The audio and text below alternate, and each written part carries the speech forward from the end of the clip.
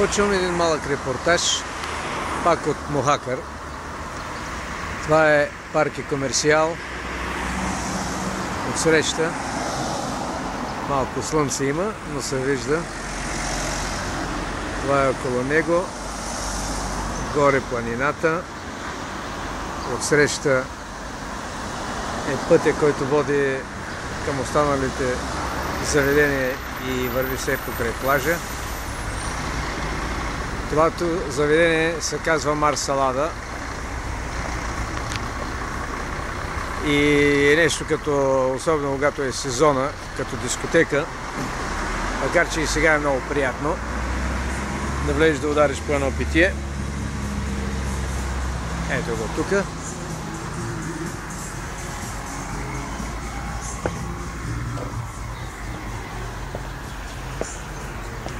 Това тук са урбанизационни, така наречени, където хората, които имат повече парички, си купуват къщички. Сега от тук нататък отиваме към... Всъщност, това е още едно заведение тук, което изглежда доста уютно и са го разширили, направили са някакъв ресторант, както виждам. То не знаеш кога, какво правят тук. Тук отиваме към плажа. Ето морето започва да се вижда. Сега ще излезем на пясъка.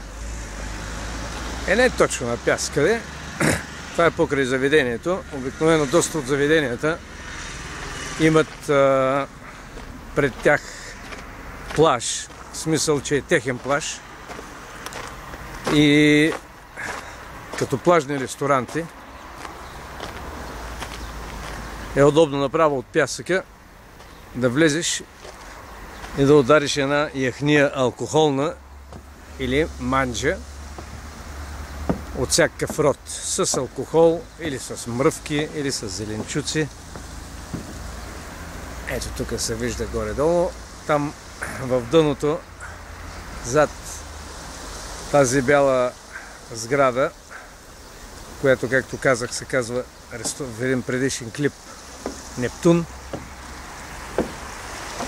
Тук се вижда едно параходче. Това тук не става много за плаж, но горе-долу като панорама да се види. Зад тази бяла къща, както казах, е пристанището на Гаруча. Плажа имаме горе-долу от този тип, някъде има и по-хубави места, но за сега е това. Чао и до следващия клип.